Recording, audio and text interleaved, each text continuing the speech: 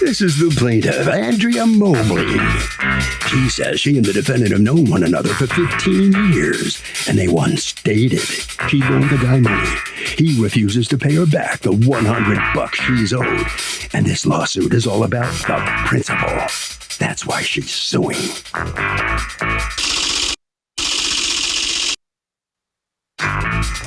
This is the defendant, Shannon Collins.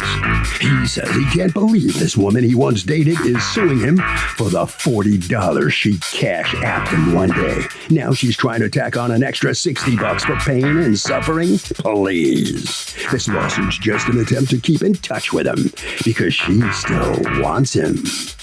He's accused of dissing an ex.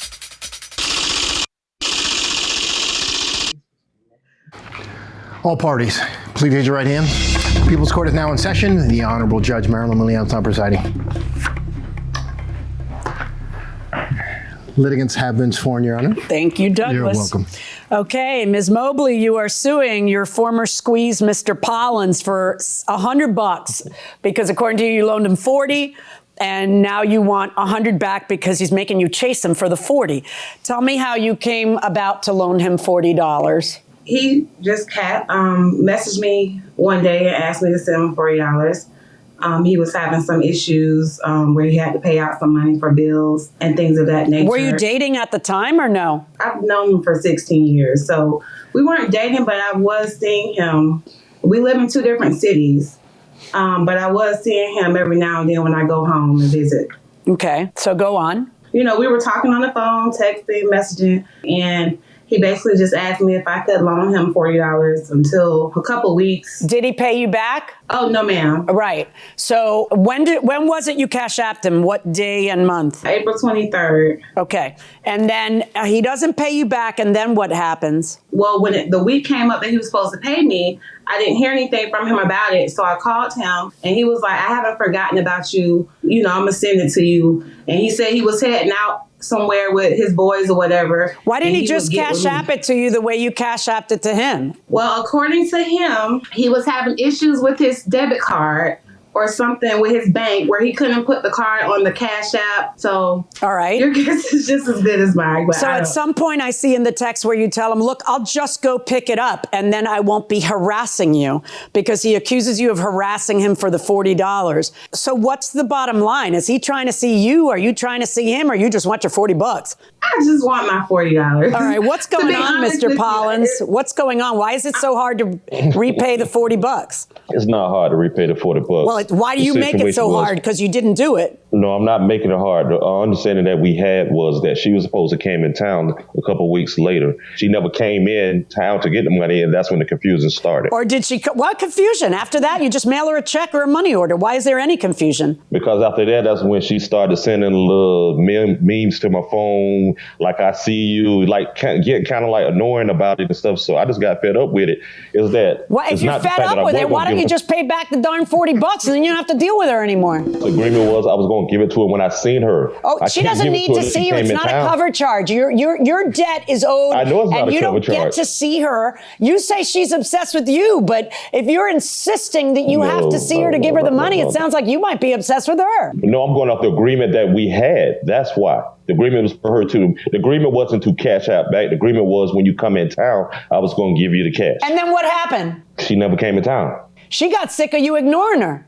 No, she didn't get sick of me. I see the text. Oh, let's see. Wait, I'm going to read the text. So now you're just going to ignore me. I know you've seen me calling you. I was about to leave. I told you I can come pick up my money. Now you're sending me to voicemail? Really, Speedy? And I need my money. I don't have no money to just give away. I don't care how much it is. I haven't worked in over a month and I have a whole lot of bills. So again, please let me know when you can give it to me. And you have ghosted. Completely ghosted. You're going to pay her the $40 you owe her. Her annoying you is not a defense to owing her the money. It's also unforgivable because the easy way to stop someone who's trying to collect, which you call annoying, is to pay them, and then they get out of your hair. You don't get $60 for pain and suffering. You can't turn a $40 case into something bigger. You certainly get your court costs. What were your court costs to file this? I don't know. Okay, well, whatever you paid, show proof of it, and you will also get your court costs. Verdict for the plaintiff. Thank you.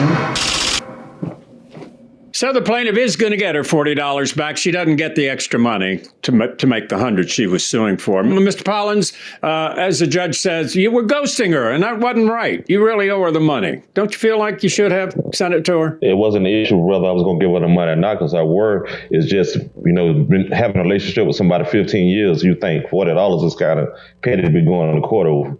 Yeah, well, you see, she got tired of waiting and went to court, and look what happened. Ms. Mobley, how do you feel? Are you still willing to be friends with Mr. Pollins, or have you had it with him? I don't feel any type of way either way. I mean, if we are, we are. If not, that's fine with me as well. All right.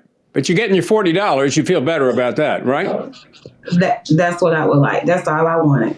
Okay, well, congratulations. You got it. You're going to get it. Thank you. Okay. Harvey, what do you think? Doug, I'm going to make this short and sweet. If somebody is harassing you for money that you owe them, that is not a defense for non-payment. If you owe the money, you pay the money. And if there's a case for harassment, that's a separate deal. What is the most difficult case you ever had as a prosecutor or a judge? The most difficult case I had as a prosecutor, there are a couple that come to mind. Probably the most significant was a wiretap case where we ran wiretaps for 6 or 8 months on various cell phones and landline phones out of a location in Hialeah, Florida. So that was an interesting case because of the codes and the challenges that it presented. I also had, later in my career, a case involving anthrax threat letters that were sent to Scotland Yard and the Foreign and Commonwealth Office. This was right after 9/11. Well, yeah, not long after. You remember there was the big anthrax case in 2001, not long after 9/11, where a couple of U.S. senators got letters with real anthrax in them, with threats, and like 7 or 8 people died from anthrax that did receive. A bunch of media outlets got them. Well, these guys were like copycats, and they were trying to run this complicated extortion scheme. And they sent the letters, and inert powder that didn't have anthrax in them fell out of the letters at Scotland Yard and at the Foreign and Commonwealth Office, which is like their State Department in England. And they closed down London for the day, and it paralyzed the whole city. So I got a chance to go over there. We sorted things out, and at the end of the day, we found DNA on the inside of the gum on the envelope. The guy licked he licked the envelope? So that was a mistake. Because the DNA is pretty unique, and it kind of honed in on him. So we had a tip also of who it might have been, and ultimately that was his undoing. But going over to England was a lot of fun, and most importantly, you got a boondoggle to England. I did. I got to go to Scotland Yard, and I got to meet this bomb squad guy who had like one hand and an eye patch, and was missing various body parts from bombs that he almost defused. Right. So that was he was an interesting character, but he was involved in the whole thing.